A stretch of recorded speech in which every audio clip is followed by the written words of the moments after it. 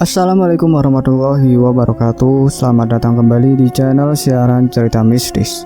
Di kesempatan kali ini saya Mang Asep akan membawakan sebuah kisah horor yang berjudul Dendam Gadis Desa bagian ke-9. Semoga yang mendengarkan cerita ini diberikan kesehatan banyak rezekinya dan perlindungan yang maha kuasa. Amin ya robbal alamin. Sebelum kita masuk ke ceritanya, jangan lupa untuk like, comment, subscribe channel ini dan tekan loncengnya agar kalian tidak ketinggalan update cerita terbaru dari kami. Tanpa basa-basi lagi, mari kita dengarkan.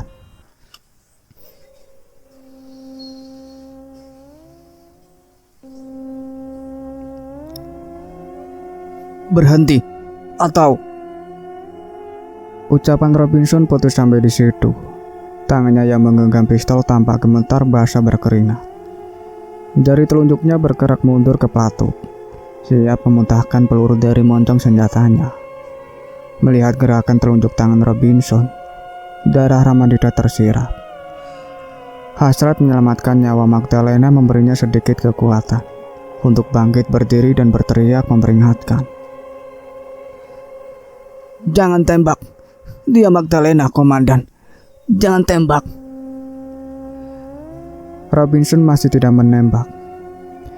Arah laras pistol pun perlahan-lahan menyimpang, kemudian memutar. Perlahan tetapi pasti. Laras pistol itu terangkat miring lalu menghujam di jidat Robinson sendiri. Wajah perwira polisi itu berubah pucat. Keringat dingin menyembur keluar.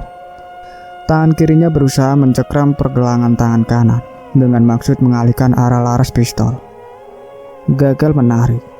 Jemari tangan kirinya beralih berusaha membuka jemari tangan kanan dengan harapan pistolnya terlepas sendiri. Semua usahanya sia-sia belaka. Robinson menyipitkan mata, pasrah secara terpaksa karena telunjuknya jelas semakin dalam menarik pelatuk. Magdalena menyeringai buas, tertawa lunak. "Kasihan," bisiknya menaruh iba. "Ayo, bengkokkan." Laras pistol digenggam tangan Robinson tarikan tanpa mengebulkan asap. Laras besi baja itu membara merah. Kemudian menekuk bengkok ke arah lantai. Tahu banyak pistol mainan dari plastik yang menekuk lemas karena serangan panas api. Uap panas dari genggaman besi baja di telapak tangannya secara naluriah menimbulkan reaksi. Memakik tertahan, Robinson secara refleks membuka sendiri telapak tangannya. Pistol jatuh ke lantai, dan telapak tangan sang tarigan tampak melepuh terbakar. Lelaki malang itu jatuh menahan derita. Mana jantungnya sudah mencuut pula. Riang gembira menyaksikan atraksi hebat yang dipertunjukkannya. Magdalena tertawa mengkikik. Tubuhnya pun melayang dengan gerakan menari-nari sepanjang ruangan. Dari satu sudut ke sudut lain, tanpa menjejak di lantai maupun di langit-langit.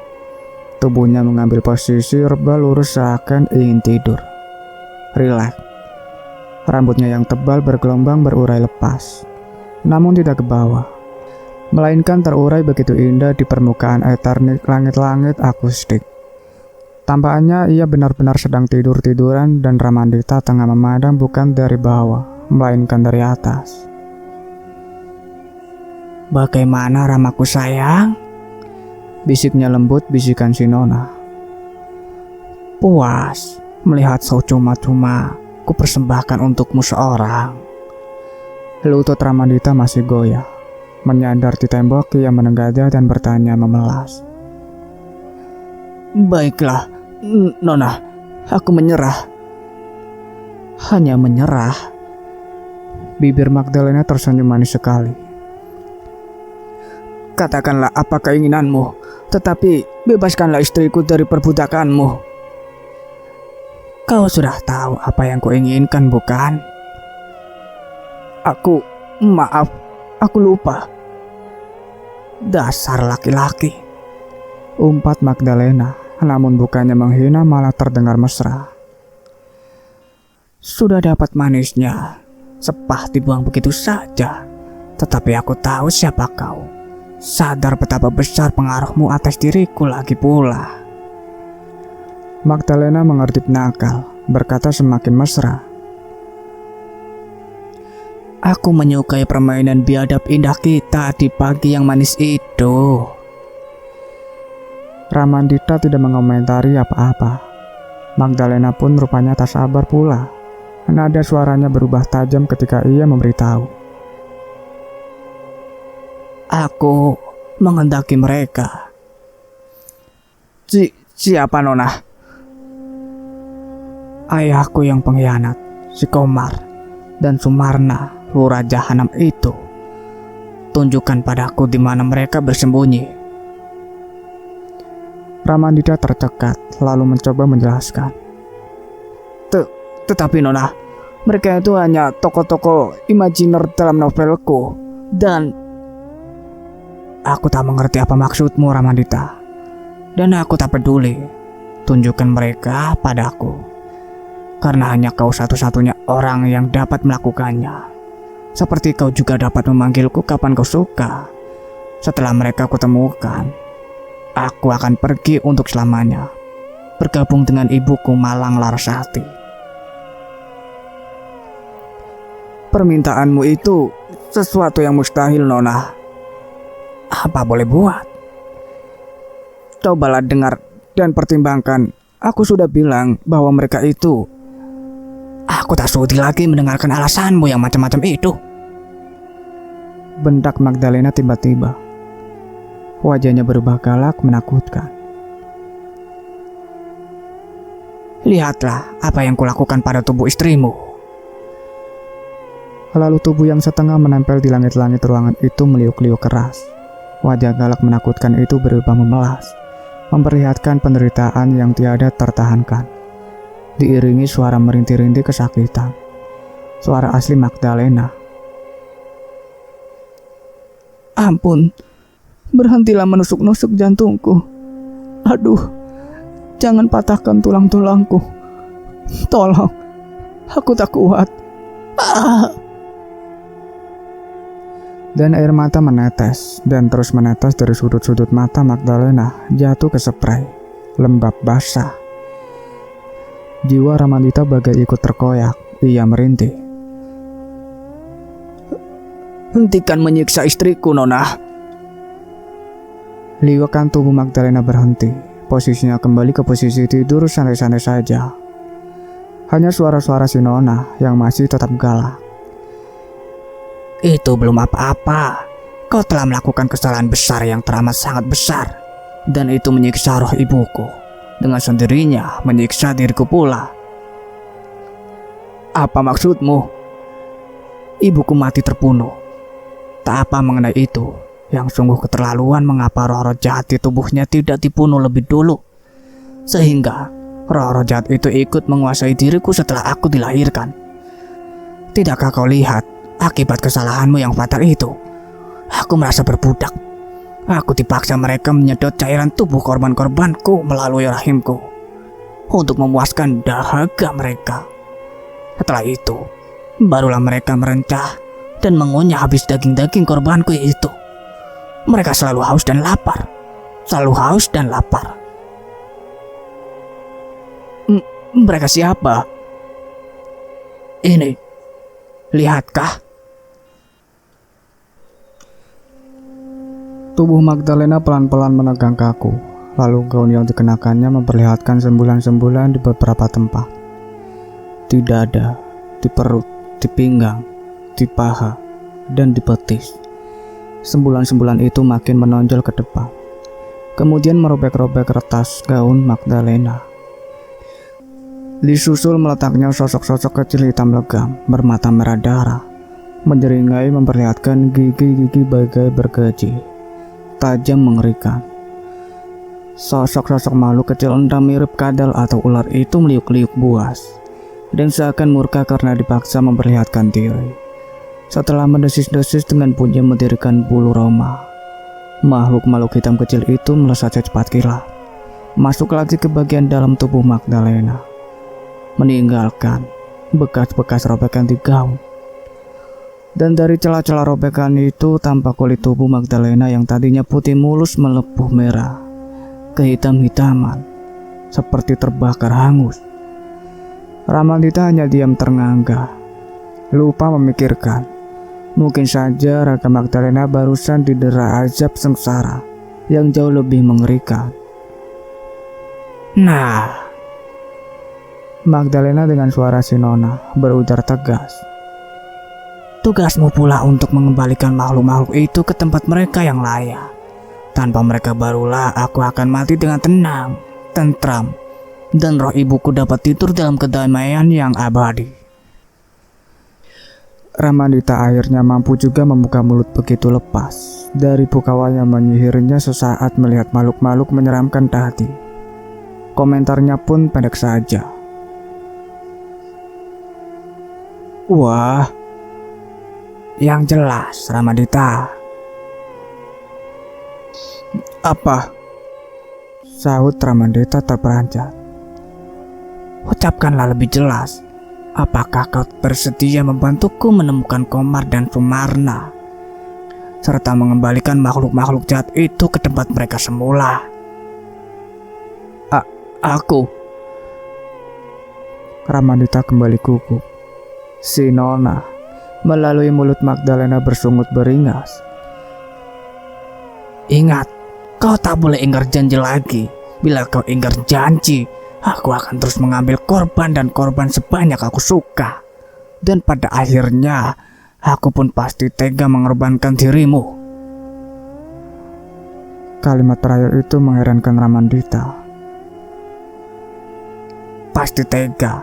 Ah iya, kini aku teringat. Mengapa setelah kita bersenggama pagi itu, aku tidak mengalami nisab seperti laki-laki yang kemudian tidur denganmu? Karena Magdalena berhenti sejenak, kulit wajahnya pun memerah, lalu berujar malu-malu. Kukira aku jatuh cinta padamu. Apakah kau tidak ramah? aku. Ramandita ragu mau menjawab apa. Terkilas dalam ingatannya ketika mula-mula ia putuskan untuk mencari si Nona. Menyatakan tanggung jawabnya karena telah menodai kesucian gadis itu.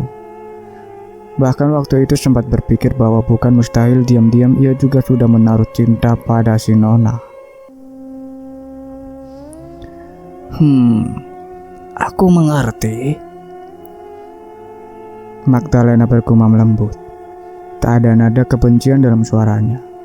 Suara si Nona ketika ia melanjutkan. Cintamu hanya kau persembahkan untuk satu orang saja, yakni pada istrimu, yang raganya saat ini kupinjam sementara. Maukah kau melepaskannya sekarang? Ramandita segera memohon.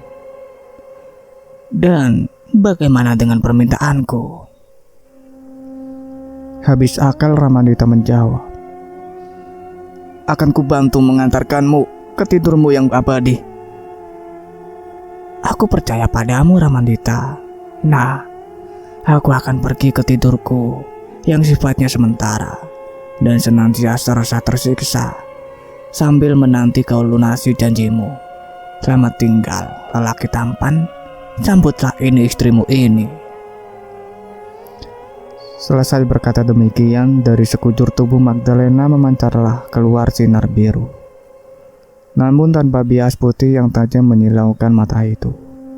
Sinar biru bergerak-gerak melingkar, kemudian mulai pecah menebar. Ramandita tersadar, setengah kaget ia menghambur ke depan dan tiba tepat pada saatnya di tengah permukaan spray yang terhampar di lantai. Untuk menyambut secara naluriah dengan kedua lengannya tubuh Magdalena yang jatuh dari langit-langit. Karena masih lemas dan terasa sakit di beberapa bagian tubuhnya, sambutan Ramandita tidak begitu sempurna. Ia memang dapat menangkap tubuh Magdalena, tetapi kemudian jatuh berlutut lantas terjerembab, membawa tubuh istrinya ke lantai. Berguling sesaat lalu berhenti diam. Terdengar suara keluhan dari mulut Magdalena dan itu memang suara asli istrinya.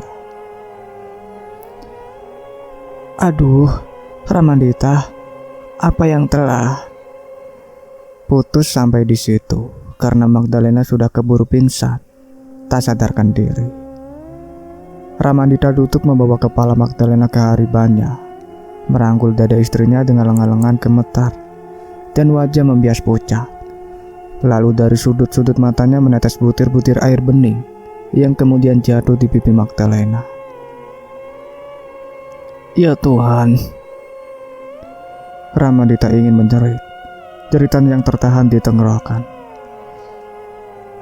bermimpikah aku?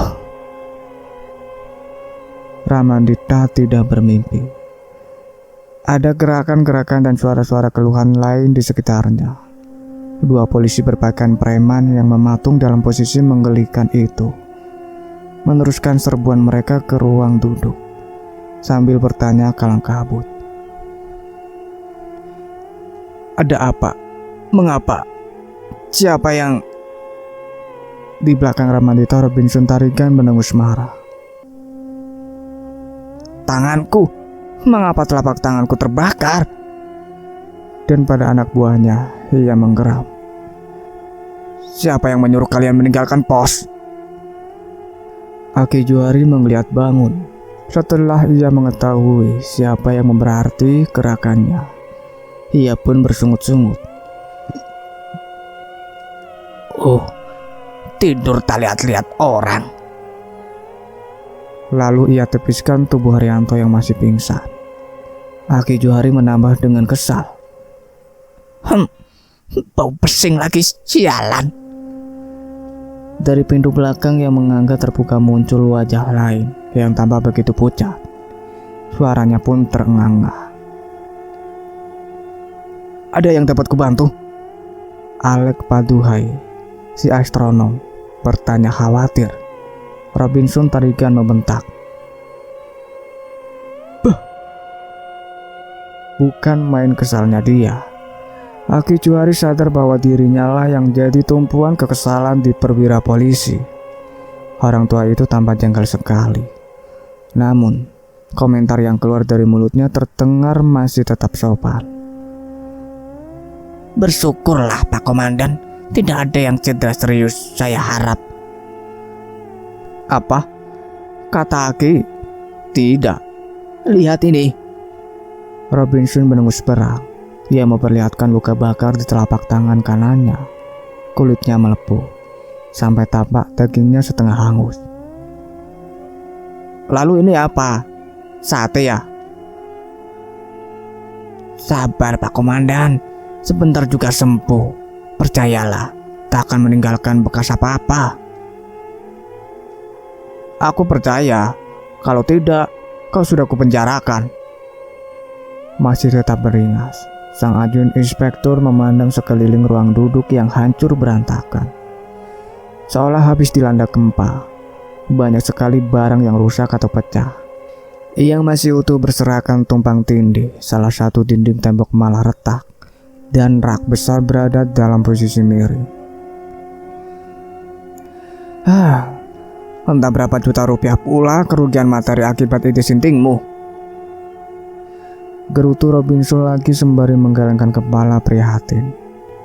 Aki Johari diam saja. Ia membantu seorang teknisi menyadarkan Haryanto dari pingsan. Begitu siuman, Haryanto memekik tertahan, lalu membelalak heran. Ia mengusap-usap matanya sejenak, memandang orang-orang yang mengelilinginya lantas bertanya khawatir. Apakah keadaan sudah aman? Tak ada yang menjawab. Haryanto disuruh tahu sendiri, dan ia pun tersenyum-senyum malu hati. Di mana kau simpan tembakauku itu? Tanya Aki Johari. Haryanto merogoh saku celananya panik sebentar, kemudian ribut mencari. Barangkali jatuh, katanya. Yang lain ikut mencari. Akhirnya bungkusan kecil berisi tembakau mentah milik Aki Johari ditemukan di kolong meja kerja, setengah terbenam dalam genangan air kencing Haryanto di bagian lantai yang sedikit lekuk. Aki Johari membuka bungkusan kecil itu. Tembakaunya sudah basah kuyup semua. Baunya jangan dikatakan lagi. Merah padam kulit muka Haryanto melihatnya. Tetapi Aki Johari tidak marah. Orang tua itu malah senyum-senyum di kulum. Melirik ke Robinson Tarigan, ia bergumam senang.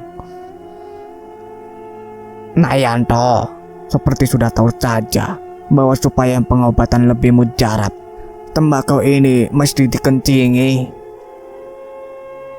Mau diapakan tembakau itu? Tanya Robinson mengerutkan dahi. Lubang-lubang hidungnya disempitkan karena tatangan mencium bau besi. Sebagian diusapkan ke luka bakar, sebagian lainnya diisap seperti mengisap rokok begitu. Tentu saja setelah dikeringkan lebih dulu, jawab Aki Johari. Dan Bapak sendiri yang akan mengisapnya, bukan? Tanya Robinson, wajahnya kelihatan cemas. Bukan dong.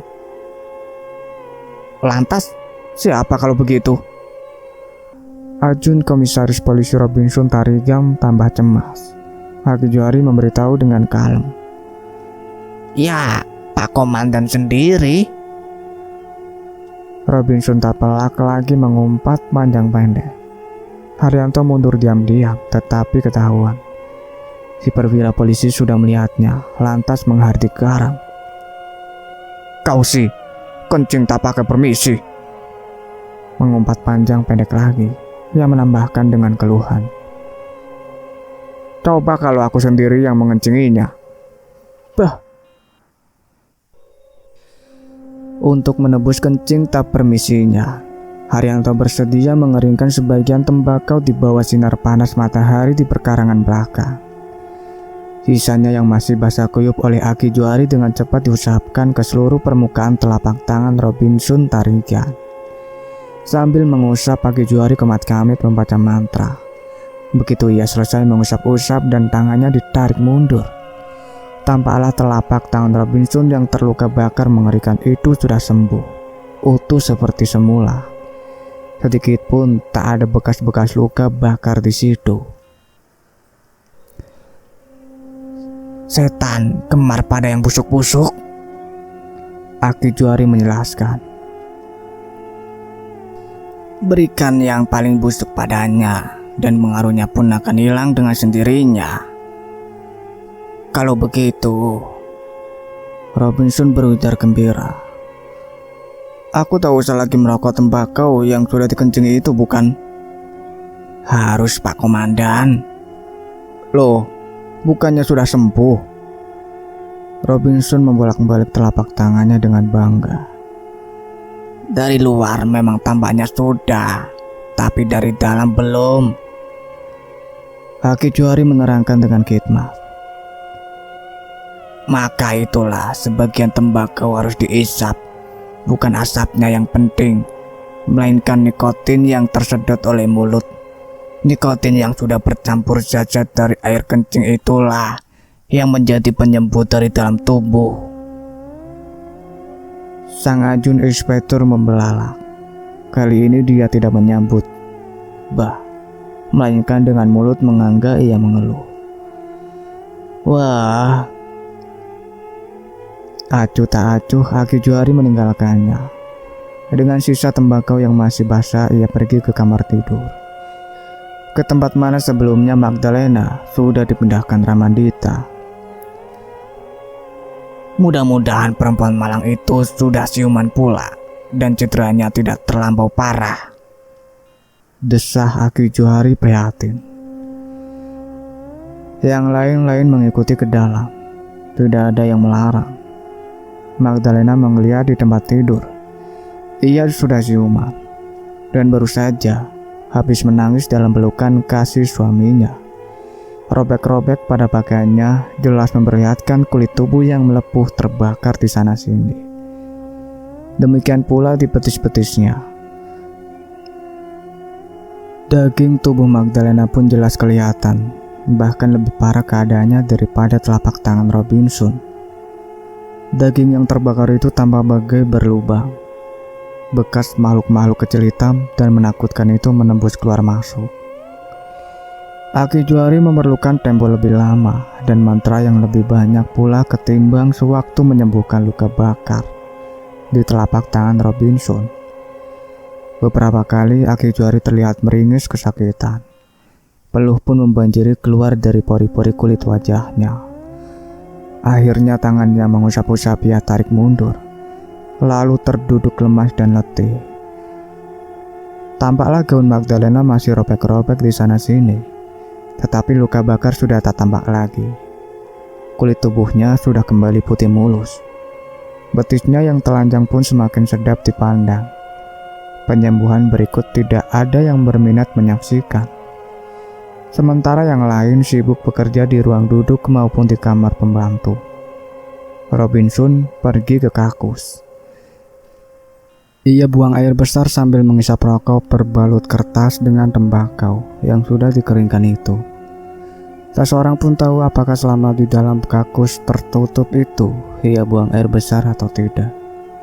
Mereka hanya mendengar beberapa kali orang menyumpah serapah dan menyebut nama Haryanto. Malam harinya, mereka semua berkumpul di koridor belakang. Karena kamar pembantu terlalu sempit, semua peralatan dipindahkan keluar dan kursi-kursi disusun berderet sehingga semua mereka kebagian tempat duduk untuk menyaksikan pertunjukan di layar televisi. Banyaklah ragam komentar tercetus selama pemutaran rekam ulang hasil pemotretan di ruang duduk itu. Di layar, jelaslah posisi rebah Ramandita, Aki Johari, dan Magdalena. Haryanto yang tegak lurus dengan telapak tangan saling bertaut, menunjuk ke arah empat mata angin. Pertemuan sisi-sisi kaki mereka berempat pun membentuk persegi, yang sudut-sudutnya menuju ke empat arah mata angin pula. Percakapan mereka memulai upacara memanggil roh. Disusul samar-samar dari mulut mereka sewaktu melafal mantra. Lalu dari bagian kosong di antara telapak kaki muncullah asap tipis menyerupai kabut. Lantas saja Aki Johari berkomentar puas. Di ruang duduk tadi aku mengaku kalah bertarung dengan roh jahat ini. Tetapi kalian lihatlah, dalam satu hal aku benar. Ramandita dijadikan tameng. Ternyata dugaanku tidak keliru. Ia bersembunyi di balik persenyawaan benih hasil persegamaannya dengan Ramandita. Persembunyiannya segera terbuka begitu Tigan Spray ikut melarut hasil persenyawaan benih Ramandita dan Magdalena. Terbukti bukan? Aku telah berhasil mengurung dia. Yang lain diam saja. Semua asik dan tampak tegang menyaksikan layar di mana asap menyerupai kabut itu semakin tebal dan tebal, berputar-putar sebentar di antara kurungan telapak kaki. Lalu, suatu saat muncullah sinar biru dari tengah asap. Sinar itu bertambah terang dan menyilaukan, menari-nari sebentar di antara telapak-telapak kaki pengurungnya. Sinar biru keputihan tampak seperti tertegun di depan telapak kaki Ramandita. Disusul gerakan meliuk seakan menghujam di telapak kaki itu. Ramandita bersungut gemetar. Jadi, hujaman itulah yang tadi kurasakan. Puas menjelajahi dan menghujam-hujam di telapak kaki Ramandita, sinar biru berputar-putar lagi, kemudian berhenti di depan telapak kaki Magdalena. Melihat itu, Magdalena meluruskan duduknya di kursi, menahan napas sambil matanya terbuka lebar menatap ke layar televisi. Tampak di layar betapa sinar biru itu menghujam masuk seluruhnya ke dalam tubuh Magdalena dan lenyap seketika. Haryanto memekik tertahan sewaktu di layar tampak Magdalena bangkit perlahan-lahan ke posisi duduk dengan wajah dingin dan kaku dan mata berkilat kemerah-merahan. Dialog-dialog pun terdengar dari mulut Magdalena, suara si Nona yang kemudian bersiasat mempecundangi Haryanto. Disitulah letak Magdalena kita. Disitulah letak Magdalena kita. Desah Aki Johari lirih sewaktu di layar televisi. Tampak jelas Haryanto melepaskan diri dari ikatan magis.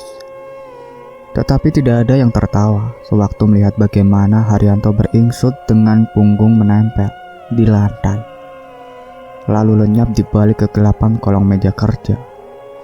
Mereka semua sama tegang dan sama ngerinya menyaksikan apa yang kemudian berlangsung. Dan suara-suara yang mau tak mau membuat bulu roma mereka berdiri. Bahkan Alek Paduhai dan anak buahnya yang telah melihat semua adegan itu sebelumnya kembali tegang dan bahkan mengeluarkan peluh dingin. Kalaupun mereka bersuara, yang terdengar hanyalah desa-desa takjub, ngeri, kaget, diseling bunyi napas-napas memburu. Pertanda jantung maupun paru-paru mereka berpacu ekstra keras. Hanya sekali Robinson terpekik, yakni ketika laras pistol yang tertuju ke arah tubuh Magdalena perlahan-lahan membelok berubah arah, tahu-tahu sudah menempel di jidatnya sendiri. Sempat pula ia bergumam tersendak, "Andai bukan ulah sendirilah, itu pasti semua ini kuanggap adegan-adegan film murahan." Lalu ia menyeka peluh dingin di jidatnya. Wajahnya pucat sendiri. Lalu semuanya pun berakhir. Seperti mulanya, akhir pertunjukan berantakan. Dan kesibukan-kesibukan yang berlangsung setelah si Nona pamit pada Ramandita. Dan tak lupa mengembalikan raga Magdalena yang beruntung masih sempat disambut jatuhnya dari langit-langit oleh Ramandita. Sementara yang lain bertukar pandang, masih dicekam kengerian. Aki Johari meminta salah seorang teknisi memutar ulang adegan ketika si Nona pamit pada Ramandita. Permintaan segera dipenuhi. Jelas, terlihat sinar biru itu menebar pecah dari sekujur tubuh Magdalena. Sebelum tubuh itu jatuh ke bawah lalu disambut tangan-tangan Ramandita dengan panik. Sinar biru itu kemudian membentuk garis lurus, lalu melesat dan hilang di umbun-umbun Ramandita yang tengah sibuk menampung jatuhnya tubuh Magdalena. Apa artinya ini? Ramandita bertanya tersendak. Yang lain mengawasi Aki Johari, menunggu dengan wajah sama tegang. Aki Johari sebaliknya mengawasi Ramandita dengan tenang. Dan tenang-tenang pula ia memberitahu, "Roh jahat itu kini telah menemukan tempat persembunyian yang paling aman, sekaligus pula dapat melindungi dirinya." "Di mana?" tanya Ramandita panik. "Di dalam tubuhmu, tepatnya di dalam pikiranmu." Menjelang tengah malam, keadaan di dalam rumah Ramandita sudah lebih tenang daripada sebelumnya. Alek Paduhai, astronom yang orang Nias itu beserta anak buahnya, sudah pergi 2 jam sebelumnya. Meski tampak masih menyimpan kengerian di wajah-wajah mereka, pada umumnya mereka kelihatan puas dan gembira.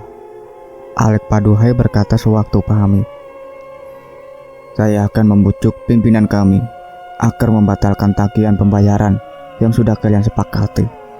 Terus terang, hari inilah pertama kali kami memperoleh hasil dari jerih payah sekian tahun, dan hasil yang pasti bakal menggemparkan pula." Mereka pergi bersamaan dengan kedua anggota polisi berpakaian preman itu, dengan instruksi dari komandan mereka agar menutup mulut rapat-rapat, dengan jabatan masing-masing sebagai taruhan bila instruksi dilanggar. Mereka diharuskan kembali ke markas untuk melapor dan dari markas tetap menghubungi Ajun Komisaris Polisi Robinson Tarigan mengenai situasi di luar. Robinson memutuskan tinggal di rumah Ramandita. "Aku harus yakin dulu si Nona benar-benar pergi dan tidak lagi meninggalkan kerangka misterius lebih banyak di atas meja kerjaku," katanya. Haryanto ngotot tidak bersedia tinggal, ia masih ketakutan. Dan ia punya dalih yang memang masuk akal untuk pergi dan tidak ikut campur urusan selanjutnya. Katanya, "Aku takut pada hantu, tetapi lebih takut lagi pada bos." Tetapi sebelum berangkat ke percetakan, ia masih sempat mendengarkan rencana mengenai usaha Aki Johari mengakhiri sepak terjang si Nona. Maka sebelum pamit, dia sempat berpesan setengah berseloroh pada sahabatnya. tulis lengkapnya ya. Anggap saja lanjutan cerita bersambungmu yang sudah habis itu pasti dimuat. Meskipun perabot isi rak keramik hias sudah tak lengkap lagi, guci cantik pun sudah tak meninggal bekas. Secara keseluruhan ruang duduk itu telah kembali pada fungsinya semula. Merekap jadi ruang kerja Ramandita. Bedanya, kalau biasanya Ramandita bekerja sendirian dan paling tak suka ditunggui, kali ini ia duduk menghadapi mesin tiknya dengan Aki Johari. Duduk pula di seberang meja, plus dua lainnya di kursi jok Magdalena dan Robinson Tarigan yang duduk dengan wajah cemas. Apalagi setelah Aki Johari kembali wanti-wanti pada Ramandita. Ingat, begitu urusan si Nona selesai, kalian harus berpisah dan cepat tinggalkan dia. Bukan itu yang kukhawatirkan, Ki, keluh Ramandita lesu. Melainkan, apakah aku dapat mengkonsentrasikan pikiran? Dengan bantuan tenaga batinku yang akan kusalurkan ke batinmu, kau pasti sanggup. Imajinasimu akan berkembang dengan sendirinya. Dengan satu catatan yang harus kau camkan benar-benar. Apa, Ki? Hentikan imajinasimu pada saat yang tepat, yakni saat kalian harus berpisah. Bila tidak dapat kuhentikan, risiko teramat besar. Maaf, aku tak tahu sebesar apa, tak tahu pula bagaimana wujudnya. Yang jelas, pasti berbahaya. Kau masih dapat mundur dan membiarkan si Nona meneruskan petualangannya. Ramandita mengeluh lantas menggelengkan kepala. Aku bersedia mengambil risiko itu. Apalagi risiko itu pun tak perlu ada selama aku mampu membatasi imajinasiku sebagai seorang pengarang. Yakin kan itu dalam dirimu, nak? Bisik Aki Johari tajam. Akan ku coba sambil mesin tikku berjalan. Siap. Siap, Ki. Magdalena berpegangan ke tangan Robinson Tarigan, seakan memohon supaya perwira polisi ini bersiap sewaktu-waktu untuk melindungi Ramandita. Robinson mengusap lembut punggung tangan Magdalena, tetapi tidak tahu apa yang harus dikatakan, kecuali, lebih baik kita mulai berdoa, Magdalena. Magdalena berdoa. Robinson Tarigan juga berdoa. Namun, tetaplah Tuhan jua yang menentukan nasib manusia. Sementara Ramandita duduk santai di kursi putranya sebagaimana biasa kalau ia bekerja ditemani mesin tik. Maka Aki Johari bersedekap di dada, mulut komat kamit dan mata terpejam rapat. Lalu, suatu saat ia mengembuskan napas keras ke depan, membuat asap rokok yang diisap Ramandita bertemperan. Ramandita masih merenung. Mulutnya makin kuat mengisap rokok. Dan setelah mencicipi kopi dari gelas, ia memasukkan selai kertas HVS ke rol mesin tik dan jari jemarinya mulai beraksi. Imajinasinya telah bekerja. Robinson bangkit dari duduknya, segan dan tampak sedikit takut. Ia berjalan menuju meja kerja dan berdiri sedikit di belakang kursi putra yang diduduki Ramandita. Sebelumnya Aki Johari telah memberikan tugas padanya agar membaca keras-keras setiap kata hasil ketikan Ramandita agar dapat didengar Aki Johari, tetapi tidak dapat didengar oleh Ramandita sendiri karena lubang-lubang telinganya lebih dulu telah dimantrai sehingga tidak dapat diusik pihak ketiga. Hanya satu hal yang tak boleh dilakukan Robinson, jangan menyentuh tubuh Ramandita selama bekerja. Sambil membantu dengan kekuatan batinnya supaya Ramandita dapat berimajinasi dengan lancar dan sempurna. Aki Johari menajamkan telinga untuk mendengar apa-apa yang dibaca sang ajun inspektur di kursinya. Magdalena ikut mendengarkan dengan wajah tambah lama tambah tegang. Setelah menempuh perjalanan yang cukup melelahkan, demikian hasil ketikan Ramandita yang dibaca keras-keras oleh Robinson. Tibalah aku di desa yang terletak di kaki gunung Galunggung itu. Aku mencari-cari si Nona dengan mataku, tetapi tidak melihatnya. Aku tiba-tiba ingat, ia ada di dalam alam pikiranku. Maka aku memanggilnya. "Nona!" "Aku di sini." Ku dengar sahutan lembut basah. Si Nona sudah berdiri di sebelahku, tersenyum bahagia. Wajahnya semakin cantik saja. Di bawah sinar rembulan, tampak matanya begitu indah. Ia masih begitu muda, polos dengan wajah seakan tak berdosa. Mengeluh dalam hati karena telah melibatkan dirinya dalam kejahatan-kejahatan terkutuk. Aku menuding dengan jari telunjuk. "Kau lihatkah rumah itu, Nona?" Matanya mengikuti arah jari telunjukku ke sebuah rumah kecil di bawah bukit. Walau kecil, tetapi rapi dan resik. Halamannya ditanami bebungaan yang sedang mekar-mekarnya. Walau malam telah larut dan cuaca terasa dingin sejuk menusuk sampai ke sumsum. "Rumah siapa itu?" tanya Nona. "Sania." Aku tidak membutuhkan dia. Ku dengar si Nona mengerutu pelan, maka ku jelaskan padanya.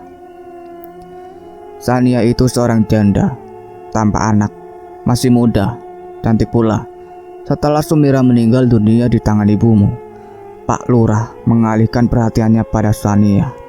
Setelah ibumu meninggal pula, Sumarna getol mendekati Sania.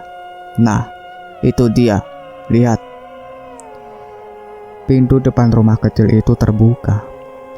Cahaya lampu minyak menerobos keluar.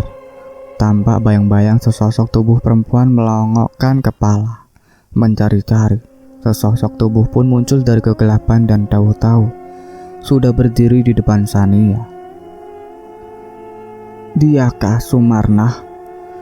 tanya si Nona menggeram. "Iya."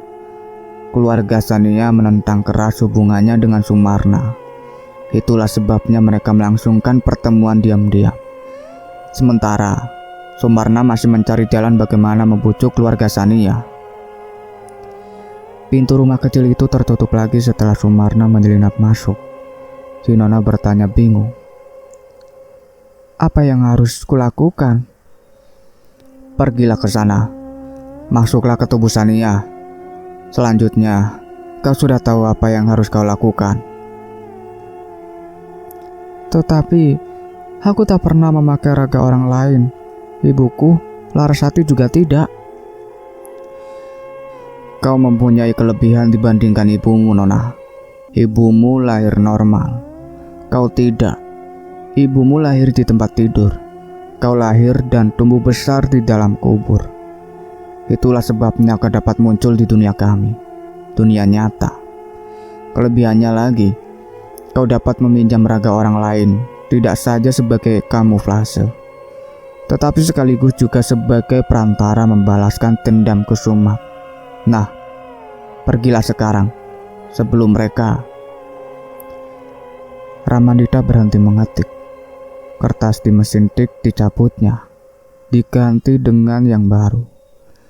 Tenang-tenang pula ia menyulut rokoknya sebatang lagi, merenung memandangi mesin tik.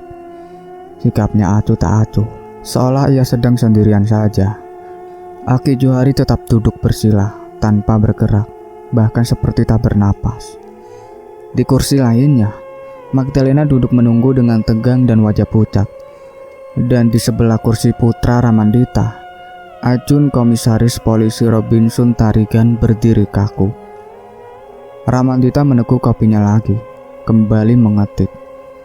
Belum habis ucapanku, tahu-tahu si Nona sudah lenyap. Aku hanya melihat sinar biru menyilaukan melesat menembus kegelapan malam, berputar-putar sejenak di atas atap rumah janda muda itu. Lalu, sinar biru itu menukik ke bawah dan masuk menerobos atap genting. Aku duduk menunggu dengan tegang. Menit demi menit berlalu. Mataku hampir tak berkedip mengawasi rumah Sania. sampai sinar biru itu tanpa melesat lagi dari atap rumah Sania. Menari-nari sejenak, kemudian melesat ke tempat di mana aku duduk menanti. Saat itulah terdengar suara jeritan perempuan dari dalam rumah Sania. Pastilah Sania sendiri yang menjerit, amat menyeramkan itu. Terdengar suara terenganga di sebelahku. Ketika aku menoleh, kulihat si Nona duduk dengan kaki berjuntai rileks, melepaskan lelah. Matanya mengawasi rumah Sania dan rumah-rumah lain di sekitarnya. Makin banyak sinar lampu terlihat, sosok-sosok tubuh pun berlompat keluar dari pintu-pintu rumah yang terbuka, lalu berlari-lari ke arah yang sama di rumah Sania. "Bagaimana?" tanyaku gemetar. Sudah apanya?" tanyaku tak puas seraya mengawasi wajah gadis di sebelahku. Wajahnya tampak gundah. Ia tidak tampak gembira sedikit pun ketika menjelaskan. "Dendam ibuku sudah terlampiaskan. Yang kini ditangisi Sania tinggal tengkorak dan tulang belulang Sumarna saja." Aku ingin bertanya mengapa wajahnya justru tampak murung, tetapi perhatianku keburu dialihkan oleh sosok tubuh laki-laki yang berlari-lari dengan wajah tegang. Tak jauh dari tempat kami duduk, ku awasi ke arah mana larinya orang itu, lantas berkata cemas, "Hentikan dia, Nona." "Laki-laki itu?" "Iya, dia akan memberitahu kejadian di rumah Sania pada keluarga Sumarna. Komar, menantu Sumarna, tinggal di rumah yang sama. Komar tak boleh tahu apa yang telah menimpa mertuanya. Kalau ia tahu, ia akan mempersiapkan diri untuk melakukan perlawanan padamu. Ia kawan dekat dukun yang ikut membantu menundukkan ibumu sebelum ibumu mereka pancung." "Oh." Si Nona meluruskan duduknya, memancar sinar biru dari matanya. Cepat sekali sinar biru itu mengejar, sampai laki-laki ikut tersusul. Sinar biru menghantam tenguk laki-laki yang tak tahu apa-apa itu, yang tiba-tiba terjerembab jatuh, tak bergerak lagi. "Kau bunuh dia?" tanyaku ngeri. Si Nona menggelengkan kepala. "Hanya pingsan," katanya. "Yakinkah kau, Ramadita, saat ini Komar ada di rumahnya?" "Tentu." "Bagaimana kau begitu yakin?" Sesaat aku bingung mencari jawaban, tetapi kemudian aku tersenyum, berkata kalem pada gadis itu, "Aku yang punya cerita bukan? Jadi aku pun tahu mengenai segala sesuatunya yang terjadi saat ini. Bahkan jelas ku ketahui pula istri Komar sedang berjalan menuju kamar mandi, hampir-hampir tanpa pakaian." Sinar biru menghantam tenguk laki-laki yang tak tahu apa-apa itu. Tiba-tiba ia terjembab jatuh dan tak bergerak lagi. Pergantian kertas lagi. Ramandita menekankan putung rokoknya ke asbak, tetapi tidak menyulut sebatang rokok lainnya. Tidak pula menyentuh kopi yang tinggal setengahnya lagi dalam gelas. Dan pasti sudah dingin pula. Ia rupanya sedang in dan cepat sekali mesin tiknya berdetak-detak tak terhentikan. Kecuali sewaktu ketikannya ada yang salah, lalu dihapusnya dengan cairan tip X. "Antarkanlah aku ke sana, Rama." "Tidak mungkin, Nona. Waktu kita sangat terbatas. Mungkin saja ada orang lainnya yang pergi memberitahu ke sana bahwa Sumarna sudah mau. Aku tak tahu tempatnya." "Gampang. Rumah Pak Lurah paling besar dan paling megah di desa ini. Maklum, ia juga menampung anak menantu serta cucu-cucunya. Dengan siapa ia tidak ingin berjauhan. Komar tinggal di pavilion, tetapi sumur dan kamar mandinya di luar, tak pakai atap. Kau dapat melihat istri Komar sedang mencuci tubuhnya di situ. Malah saat ini, ku dengar ia bersenandung lagu Melayu, kalau tak salah lagu." Sinar biru menyilaukan itu melesat lagi di depan mataku. Lenyap di balik pepohonan, muncul di sekitar jalan desa, menyelinap dari satu atap rumah ke atap lain. kemudian menghilang entah kemana. Cuaca semakin dingin pula. Di depan rumah Sania tampak semakin banyak orang.